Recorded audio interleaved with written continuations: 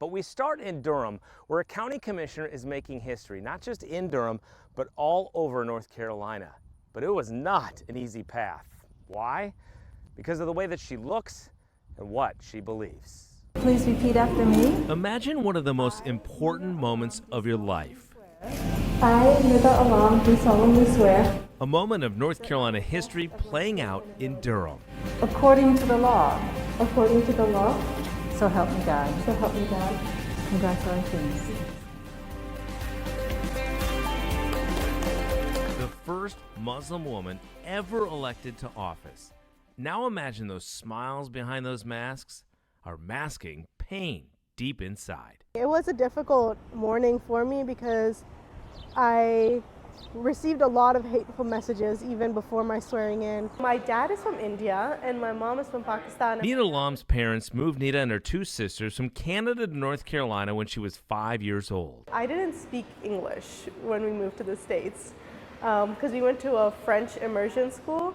So they teach you French first, and then at home my parents only spoke to us in Urdu because they wanted us to learn like our family's language. Allam grew up in Raleigh, chasing the American dream her dad brought the family here to attain. But things changed in 8th grade after the annual holiday break. So I came back wearing the hijab, and things instantly changed in school.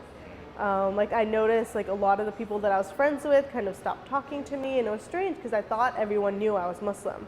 But apparently they didn't. Nida wanted to wear one even younger, but her family said no. Post 9/11, when I was in 3rd grade when 9/11 happened, my parents very much sheltered me and my sisters to try to protect us of what was happening to the Muslim community. But both my sisters and my mom were already wearing hijab at that point. So I would see them getting attacked. We'd go to the grocery store and people would just yell towel head, rag head at them. Crude statements were nothing compared to the tragedy Nida would face a decade later. There was a huge Muslim community. After high school, Nida headed here to NC State. That's where she met Yusur Muhammad Abu Salah. There's just something about her, even when I think about her, and even when you just look at a picture of her, there's just this calmness and ease that you find of even being her friend. But in 2015, 21-year-old Yusur was in Chapel Hill with her husband, Dia Barakat, and her sister, 19-year-old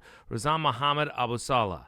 Yusur told Nida about a neighbor and his strange complaints about noise. And then when Yusur had first moved in, she was there moving boxes in and everything, and he had come and flashed his gun at her and was trying to be threatening towards her and asking her what she was doing and talking about how she was just interrogating her basically of what she was doing there.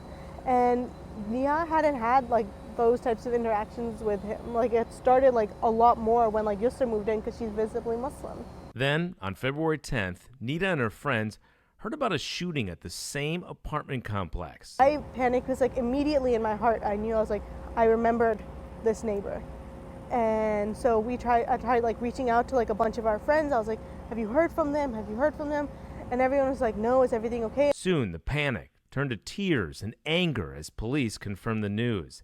In an instant, Nida says she knew who killed them, a man named Craig Hicks, the neighbor Yusur told her about. I knew before they even said that, before they announced that it was him, before he turned himself in, that it was going to be him. Because it was just too much of a coincidence that, Yusur had told us about this neighbor who was threatening to her, who would make statements to her, flashed his gun, and now as soon as 7 weeks after they're married, they just got home from their honeymoon, they were gone. Hicks later pleaded guilty to 3 counts of murder. He was sentenced to 3 consecutive life terms without parole. Police originally labeled the murder a parking dispute. That angered friends and family.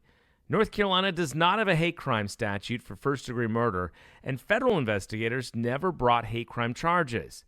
It infuriated Nida. She knew she had to do something. And trying to figure out what is the reason for that, and it's because of American politics, of how we look at Muslims and how we look at people who aren't, your typical American persona. Immigrants, people who are from a different faith background, and that's why I was we need to get more Muslims involved in politics, especially in the South. where we're seeing a lot of this hatred and bigotry. So she got active in politics, starting NC State Students for Bernie, as in Bernie Sanders. She believes he truly cares for the Muslim community. I remember when I was in September of 2015. That was when I first got to speak at a Bernie rally out in Greensboro, and I surprised my dad. Many of my friends ask me, what's so special about this Bernie guy? I always respond to what isn't special. That was like the first time I had a conversation with him, and was like, I really want to run for office one day. I'm running for Durham County Commissioner because I believe that every resident of Durham deserves this same dream, and I will fight for what our communities deserve. After moving to Durham, it was time. In 2019, Nida announced she was running for county commissioner. 1, 2, 3. You decided to run for county commission. What was that like? It was nerve-wracking. I mean, it in the moment felt like years long. It was like, I felt like this was going on for 2-3 years, this campaign, but now I look back at it, I'm like, this is only 2.5 months. Like, we filed in December, primary was beginning of first week of March, and it was difficult because like as soon as I announced I was running, like there was hate that just immediately began. There's a lot of people who showed like an outpouring of love and support, but there was people who just hated me for how I looked, not even like any of what I stood for. They just hated me because of I was a Muslim woman, I was an immigrant, I was brown. Eventually, her team stopped her from reading social media. Her husband even changed passwords. It impacted me a lot because it's not necessarily that like I started to take a lot of this stuff personally and internalizing it and trying to figure out like how can I change people's mind. And my campaign manager was telling me like, you know, a lot of this stuff is like, you know, people have had this hatred in their heart for a long time, and you know, you just have to get elected and start making a difference for people to truly see like what it means to be a proud Muslim American. Nida felt guilt and questioned if doing this might put her family in danger, but she persevered and won a seat in March of 2020, the very first Muslim woman elected to office in North Carolina history. That I will support and maintain. Which brings us back to December 2020 and that swearing-in ceremony, a day meant for celebration, hindered by hate that morning. I received a lot of hateful messages even before my swearing in. I received like 15 voicemails from someone in the Durham community calling me that Muslim woman, brought up my birth certificate, mentioned that I wasn't born here, and was just attacking me relentlessly. And like this moment that I was so excited about, like, you know, I had this plan. I was like, you know, I want to wear something like, you know, traditional Indian clothes for my swearing in to like celebrate my culture. But I was just so consumed by like this anxiety then of, you know, how to process, because I was internalizing a lot of it, that made it really difficult for me to truly enjoy that moment. Even into the morning, like my family was trying to cheer me up and celebrate.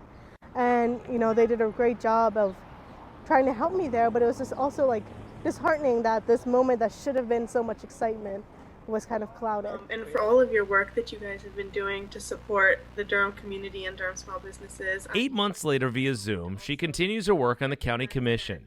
She still faces racist emails, but still pushing forward, trying to find hope in helping others and honoring her friend Yusur. I was angry. Of course I'm angry, but like there's so many moments that you want to be able to celebrate with your friends, with Yusur and Nizan. Like Yusur, I was a bridesmaid at her wedding. I wanted her to be one of mine.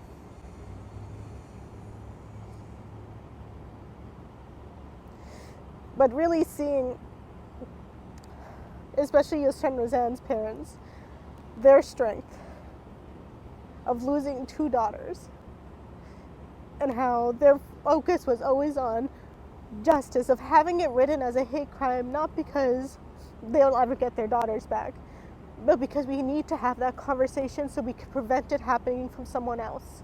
Nida is a very ambitious person. I think she does have other political aspirations, but right now she is happy being a Durham County Commissioner. By the way, our 3 winners, it's a foundation. Check it out. It's in honor of those 3 people that were murdered.